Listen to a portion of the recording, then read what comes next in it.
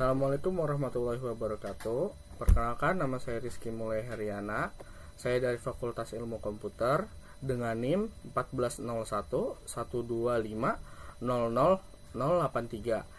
Di sini saya akan mempresentasikan tentang 10 contoh penerapan atau implementasi algoritma dalam kehidupan sehari-hari. Mengapa algoritma penting? Karena algoritma adalah jantung dari dunia digital. Mereka adalah serangkaian langkah logis dan sistematis yang menjadi dasar bagi semua aplikasi yang kita gunakan dalam kehidupan sehari-hari, mulai dari sistem penjualan, media sosial, hingga aplikasi navigasi. Memahami cara kerja algoritma membantu kita memanfaatkan teknologi secara optimal, meningkatkan efisiensi, dan memecahkan berbagai masalah secara efektif. Yang kedua, apa sebenarnya algoritma itu? Menurut Munir 2010, algoritma adalah urutan langkah logis untuk menyelesaikan masalah dalam jumlah langkah terbatas. Sedangkan menurut Cormen 2009 mendefinisikannya sebagai prosedur komputasi yang mengambil input dan menghasilkan output yang diinginkan. Asal kata dari algoritma adalah istilah ini berasal dari nama matematikawan Persia yang bernama Muhammad Ibnu Musa al-Khwarizm, yang karyanya menjadi dasar aljabar dan metode komputasi sistematis. Terus juga ada jenis-jenis utama algoritma. Algoritma dapat diklasifikasikan berdasarkan fungsinya. Berikut adalah beberapa jenis yang umum digunakan. Yang pertama itu ada pencarian dan pengurutan atau biasa disebut searching dan sorting. Digunakan untuk menemukan data spesifikasi, contohnya data binary search, atau menyusun data dalam urutan tertentu, misal quicksort. Terus juga yang kedua itu ada pengelompokan dan asosiasi atau biasa disebut clustering dan association. Mengelompokkan data berdasarkan kemiripan ya, contohnya misalkannya key-means, atau menemukan hubungan antara item, misalkannya a priori. Yang ketiga itu ada optimization,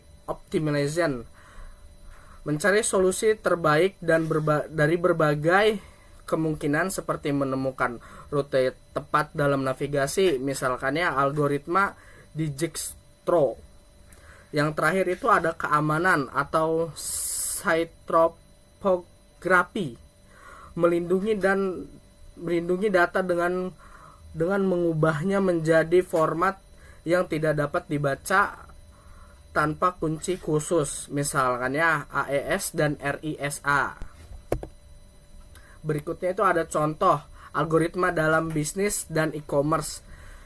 Misalnya contoh pertama itu algoritma a priori diterapkan pada aplikasi penjualan untuk menemukan pada pola pembelian konsumen. Contoh, mengetahui bahwa pelanggan yang membeli buah A juga cenderung membeli buah B sehingga dapat dibuat paket promosi.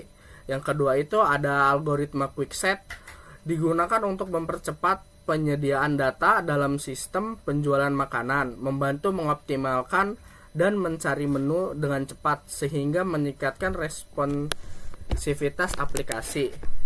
Yang terakhir itu ada algoritma key-means, yaitu untuk mengelompokkan pelanggan ke dalam beberapa segmen berdasarkan perilaku atau demografi. Ini membantu dalam personalisasi pemasaran dan pengembangan produk. Ada contoh algoritma dalam pengelolaan data. Yang pertama itu ada algoritma sorting, mengurutkan data untuk penyajian yang lebih rapih dan pencarian yang lebih efisiensi. Contohnya, mengurutkan produk berdasarkan harga termurah atau tanggal transaksi terbaru. Yang kedua itu ada algoritma searching. Algoritma searching itu menemukan data secara cepat dalam kumpulan data yang besar. Contohnya fitur pencarian pada e-commerce untuk menemukan produk spesifik yang diinginkan pengguna. Yang terakhir itu ada algoritma enkripsi, yaitu mengamankan data sensitif seperti kata sandi dan informasi transaksi dengan mengubahnya menjadi kode rahasia, menjaga privasi dan keamanan pengguna. Terus juga ada contoh algoritma dalam navigasi dan keputusan.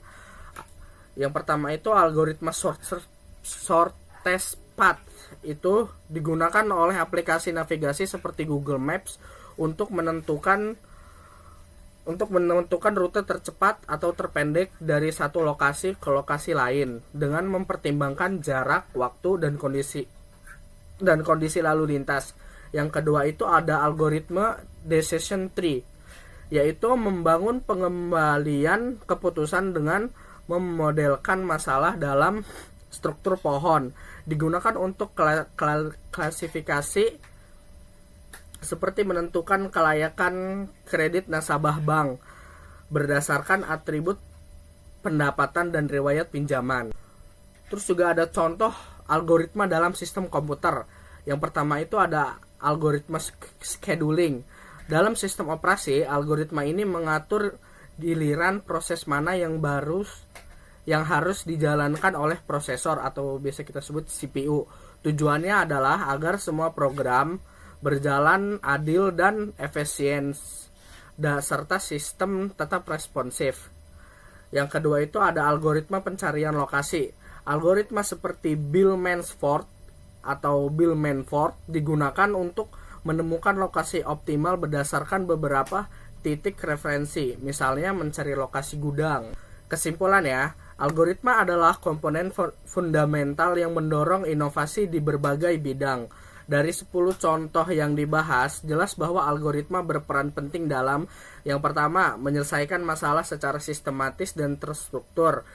Yang kedua, meningkatkan efisiensi pengelolaan data dalam jumlah besar. Yang ketiga, mendukung pengembalian keputusan yang lebih akurat dan berbasis data. Yang terakhir, meningkatkan kinerja keamanan dan kualitas berbagai sistem aplikasi. Memahami algoritma adalah kunci untuk membangun masa depan teknologi yang lebih baik. Sekian dari saya, kurang lebihnya mohon maaf. Wassalamualaikum warahmatullahi wabarakatuh.